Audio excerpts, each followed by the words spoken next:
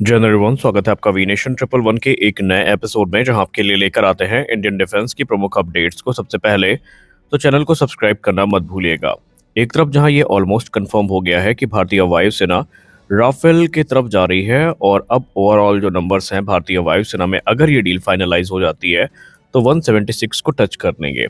लेकिन French defence aviation portal की बात माने तो एविएशन डायरीज की तरफ से कुछ महत्वपूर्ण जो जानकारी है वो सामने रखी गई है, जहां पर फ्रेंच मीडिया एविएशन मीडिया जो है इस समय ये दावा करती नजर आई है कि ये जो भारत और फ्रांस के बीच में डील होने वाली है ये 114 राफेल फाइटर्स तक सीमित नहीं रहने वाली है।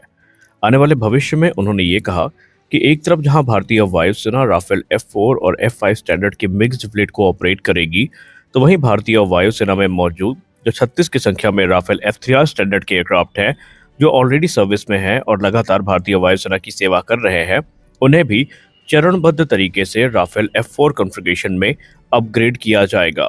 जी हाँ, उन्होंने ये कहा कि भारतीय वायुसेना के जो 36 राफेल फाइटर एयरक्राफ्ट है, इन्हें भी F4 कॉन्फ़िगरेशन का जो अपग्रेड है वो मिलेगा, और ऐसे में जो बेसलाइन कॉन्फ़िगरेशन है वही राफेल F4 स्टैंडर्ड की हो जाएगी। और निस्संदेह उनका ये मानना है कि इस अपग्रेड के मिलने के बाद भारतीय वायुसेना में जो राफेल F4 स्टैंडर्ड एयरक्राफ्ट है, इनकी कैपेबिलिटी को एक मेजर बूस्ट मिलेगा। इस रिपोर्ट में ये भी क्लेम किया गया है कि जो अभी डेटा बता रहा है, उस हिसाब से जो 114 फाइटर्स की डील होने वाली है, इसमें कम से कम 24 से 30 एयरक्राफ्ट जो है वो F5 स्टैंडर्ड के होने वाले हैं।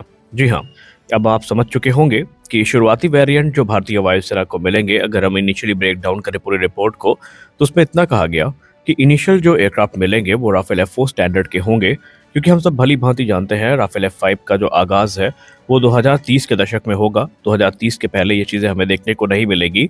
तो अंतिम के जो 24 से 30 एयरक्राफ्ट हो सकते हैं वो F5 स्टैंडर्ड के होने वाले हैं, जो कि 2030 के बाद प्रोडक्शन में आएंगे।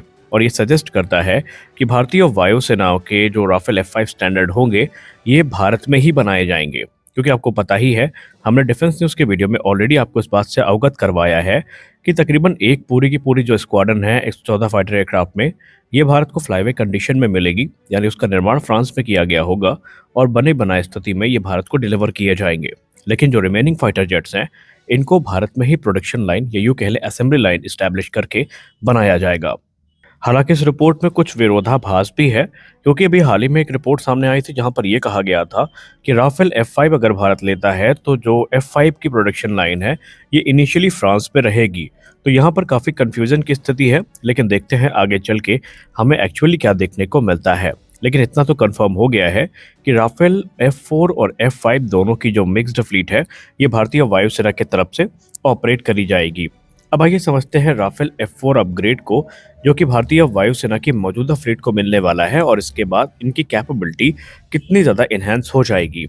देखिए, वैसे तो भारतीय वायुसेना के पूर्व पायलट्स और भारत के सीनियर डिफेंस एनालिस्ट ये मानते हैं कि ऑलरेडी भारत का जो F3R स्टैंडर्ड है ये काफ़ी अपग्रेडेड है, क्योंकि इसमें भारत ने इंडिया स्पेसिफिक इन्हेंसमेंट्स करवाई हैं, जो कि इसको काफ़ी हद तक राफेल F4 स्टैंडर्ड के समकक्ष पहुंचा देता है।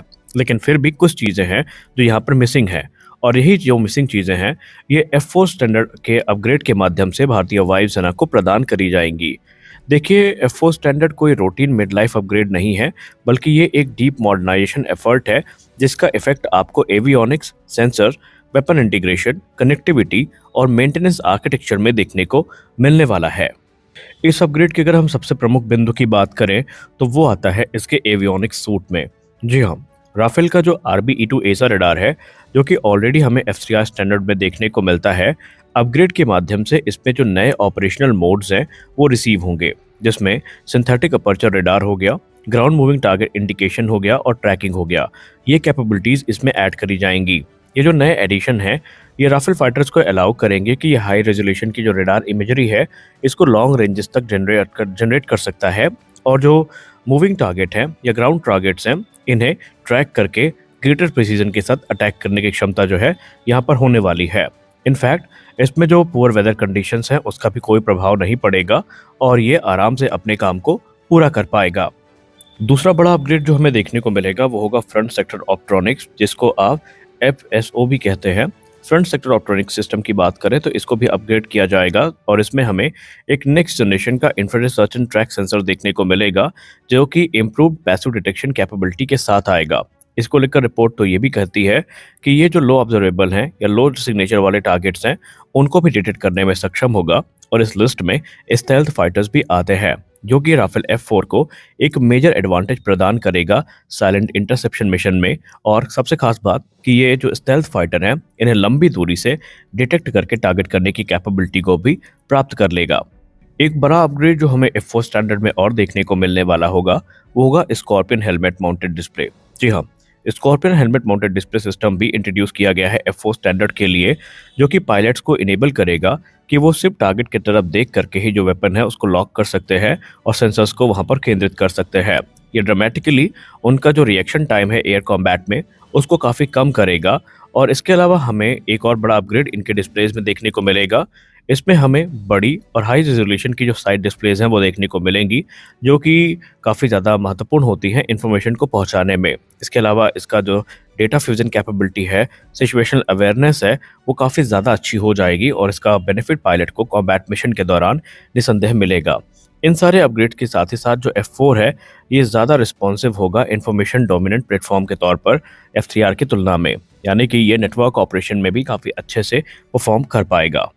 इसके अलावा फ्रेंच साइट ये भी क्लेम करती है कि जो F4 स्टैंडर्ड होंगे, इनमें जो मेजर मिसाइल अपग्रेड्स हैं, ये भी भारत को ऑफर करी जाएंगी। हालांकि इसके बारे में हमने F5 स्टैंडर्ड की वीडियो में आपको बताया था कि क्या क्या संभावित अपग्रेड हैं जो भारत को दिए जाएंगे। लेकिन एक बात ध्यान रहे कि यहाँ पर भारत को किसी भी प्रकार से जो इंटेलेक्चुअल प्रॉपर्टी राइट्स हैं, ये नहीं प्रदान किए जाएंगे और ना ही हमें यहाँ पर जो कह सकते हैं आप सोर्स कोड या टीओटी है, ये मुहैया करवाई जाएगी। सोर्स कोड नहीं मुहैया करवाए जाएंगे, इसके लिए हमें फ्रांस पे डिपेंडेंट रहना पड़ेगा और यही इस डील में सबसे कंसर्निंग पॉइंट है, क्योंकि एक्सपर्ट्स मानते हैं कि बिना सोर्स कोड के आपके पास पूर्ण स्वतंत्रता नहीं होगी और अगर ऐसे में अगर आप नए हथियार को इंटीग्रेट करना चाहते हैं तो आपको फ्रांस के ऊपर पूरी तरीके से डिपेंडेंट रहना पड़ेगा।